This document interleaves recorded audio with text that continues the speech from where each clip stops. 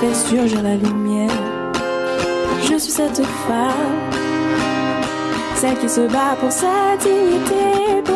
Alors Tabou, c'est l'histoire d'un jeune garçon de banlieue qui grandit en banlieue, donc en banlieue parisienne, et il se rend compte qu'il est plus sensible que les autres et qu'il est différent. Il ne veut pas être footballeur, rappeur ou dealer, les trois métiers un peu de prédilection qui vous amènent à l'ascension sociale, en général en banlieue, en tout cas c'est ce que pensent les gens. Lui, il veut être peintre, artiste peintre, et il va se rendre compte que c'est difficile dans l'environnement dans lequel il grandit de vouloir prétendre à devenir artiste. Mais malgré ça, il va commencer une formation chez un peintre, et le peintre va l'initier donc à la vie, de par sa sensibilité, et à la peinture. Et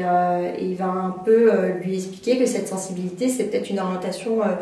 sexuelle différente, et que peut-être que parce qu'il est sensible, il est gay. Donc il va être amené un peu de péripétie en péripétie à expérimenter la vie. Et malgré ça,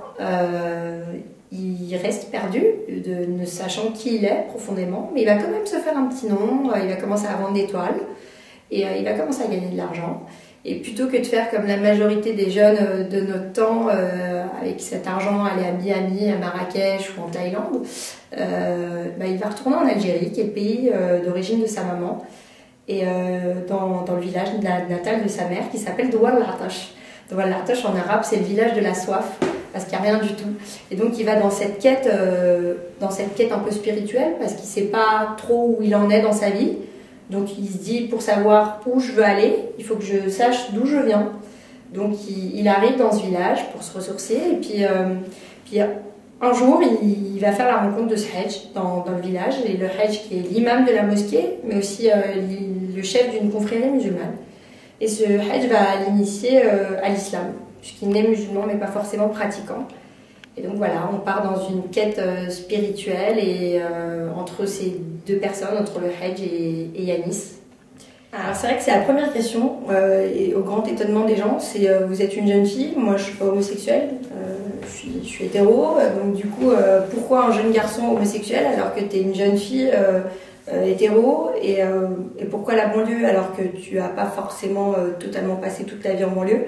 Je savais que je voulais écrire, et je voulais écrire mon premier roman sur la banlieue, et je cherchais un sujet percutant, en tout cas pour essayer de parler et de banlieue et d'islam, et que ce soit actuel. Et donc l'homosexualité était pour moi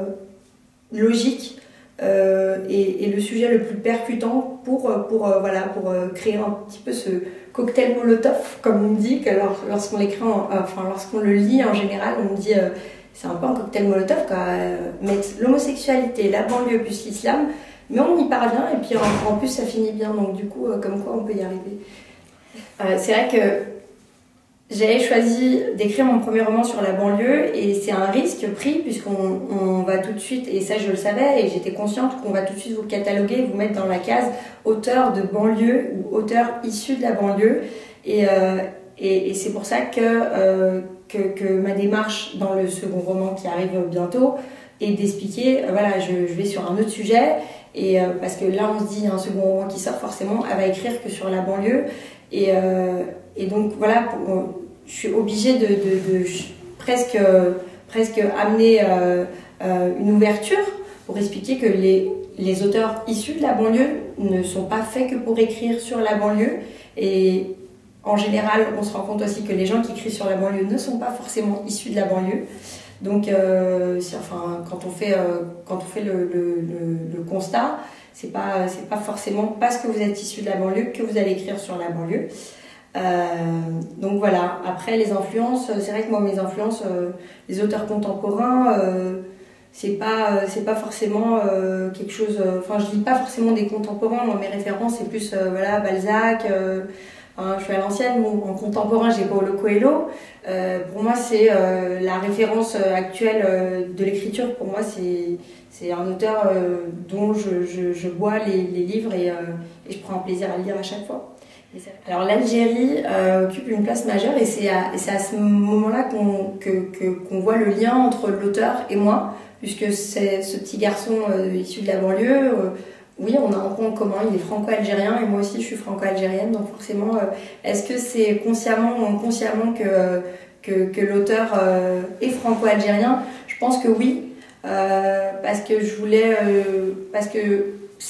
voilà, c'est l'histoire de jeunes garçons homosexuels de banlieue, mais c'est aussi l'histoire de toute cette jeunesse franco-quelque chose qui à un moment donné se questionne sur le lien qu'elle devrait avoir avec son pays d'origine, donc que ce soit l'Algérie, le Maroc ou la Tunisie, je parle pour le Maghreb, de se dire voilà, moi mon père, ma mère elle est née là-bas,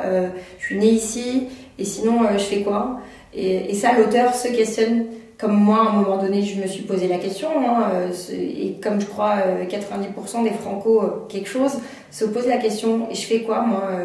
de cette double culture, de ces origines avec un pays de naissance et après il y en a qui le vivent pleinement et d'autres qui sont en totale crise identitaire ne sachant où aller. Alors Tabou, oui en effet, elle a été publiée à compte d'auteur parce que j'ai eu la rencontre voilà, d'une grande maison d'édition dont je tairai le nom qui m'a demandé de changer l'histoire à la fin puisque le sujet plaisait, donc c'est l'histoire de jeunes garçons de banlieue, mais bien malheureusement la fin ne plaisait pas et plutôt que de changer la fin, j'ai choisi de le sortir à compte d'auteur, mais comme j'avais choisi que l'histoire finisse et d'être libre